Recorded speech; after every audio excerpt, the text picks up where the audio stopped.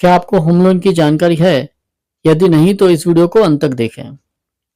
इस वीडियो के अंत तक आपको होम लोन की पूरी जानकारी हो जाएगी, लोन एप्लीकेशन टू डिसबर्समेंट तक। आज हम जानेंगे होम लोन क्या है। जो भी लोन रेसिडेंशियल प्रॉपर्टी यानी घर खरीदने के लिए लिया जाता है, ऐसे सभी लोन को हम होम लोन कहते हैं। जैसे कि रहने के लिए फ्लैट हो गया, बंगलो हो गया, लैंड प्लस कंस्ट्रक्शन हो गया। होम लोन के लिए क्या क्या डॉक्यूमेंट लगता है?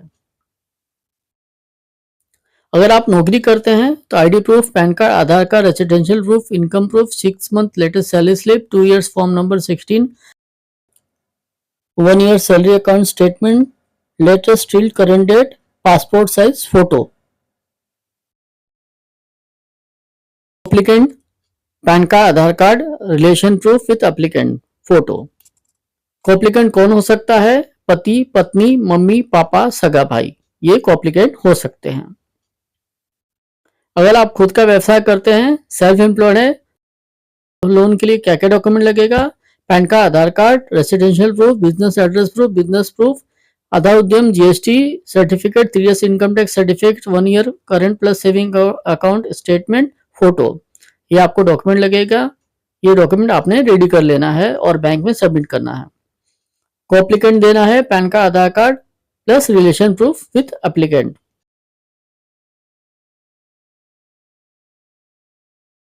होम लोन किसे मिल सकता है या होम लोन के लिए क्या जरूरी है? आपकी उम्र कम से कम 23 साल होनी चाहिए या ज्यादा से ज्यादा 55 साल होना चाहिए।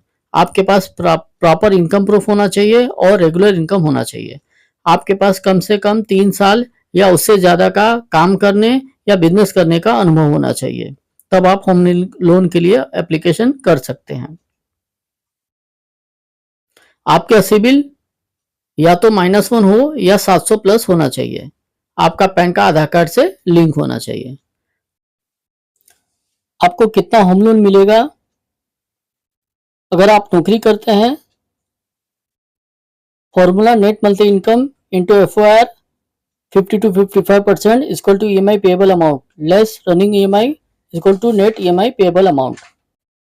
Loan amount equal to net EMI payable amount divide by पर लाख EMI। तो आपको EMI कैलकुलेटर डाउनलोड करना पड़ेगा इसको निकालने के लिए। एग्जाम्पल के तौर पे मान लीजिए कि आपकी सैलरी 1 लाख है, तो आपका 50% अगर FOIR लेते हैं तो 50,000 आपका EMI पेएबल अमाउंट आ जाएगा। लेस EMI अगर 5,000 चलता है उसको माइनस करेंगे तो आ जाएगा 45,000, और उस 45,000 को पर लाख EMI से डिवाइड करेंगे तो आपका लोन अमाउंट मिल जाएगा। अगर आप बिजनेस करते हैं तो 2 साल का नेट प्रॉफिट को आपको 24 से डिवाइड कर देना है तो मंथली इनकम आ जाएगा, और फिर आपको यही फॉर्मूला यूज करना है। आपको पता चल जाएगा कितना आपको लोन मिलेगा।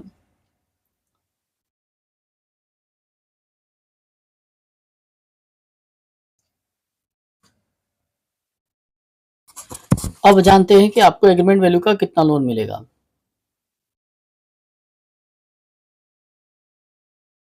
अगर आपका एग्रीमेंट वैल्यू 30 लाख या उससे कम है तो आपको 90% लोन मिलेगा, 10% आपको खुद पे करना है। अगर आपका एग्रीमेंट वैल्यू 75 लाख से कम है और 30 लाख से ज़्यादा है तो आपको 80% लोन मिलेगा और 20% आपको खुद पे करना है।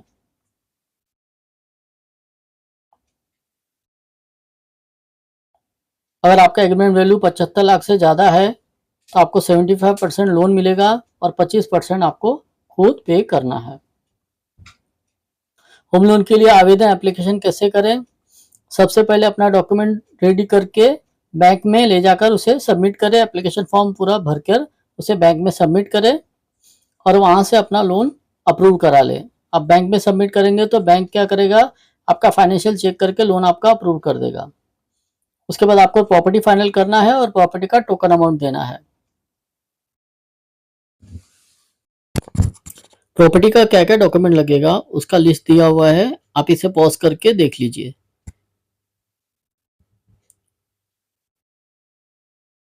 अगर आप बिल्डर से खरीद रहे हैं उसका भी लिस्ट दिया हुआ है, वो भी आप अच्छे से देख लीजिए। पॉज करके आप इसे लिख कर ले लीजिए।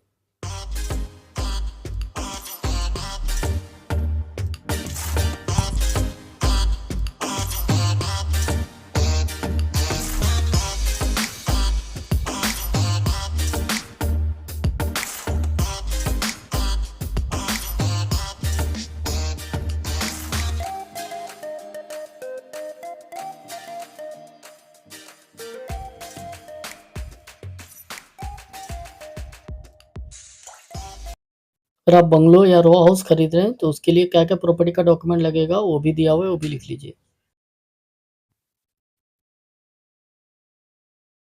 आपके द्वारा प्रॉपर्टी का पेपर बैंक में जमा करने के बाद बैंक प्रॉपर्टी डॉक्यूमेंट की जांच करेगी और एक टेक्नीशियन को आपके प्रॉपर्टी का वैल्यूएशन करने भेज देगी।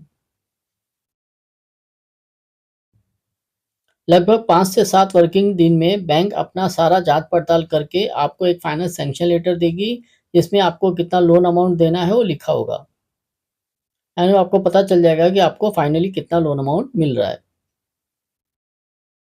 अब आपको अपने सेलर को, जो आपको प्रॉपर्टी बेच रहा है, उससे 10 से 25% जो भी आपका ओसीआर है, जो भी आपको देना है, वो पेंडिंग अमाउंट देकर अपना स्टैम्प ड्यूटी रजिस्ट्रेशन कर लेना है, यानी सेल टू एग्रीमेंट बना लेनी है।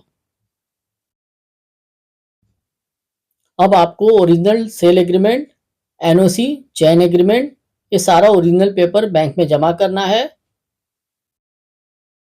बैंक आपके सारे ओरिजिनल की जांच करेगी और सब कुछ ठीक होने पर आपके सेलर को डीडी दे देगी या आपके सेलर के अकाउंट में आरटीजीएस कर देगी, यानी आपका लोन जो है डिसबर्समेंट हो जाएगा। अब जानते हैं लोन में आपका टोटल खर्च कितना होगा।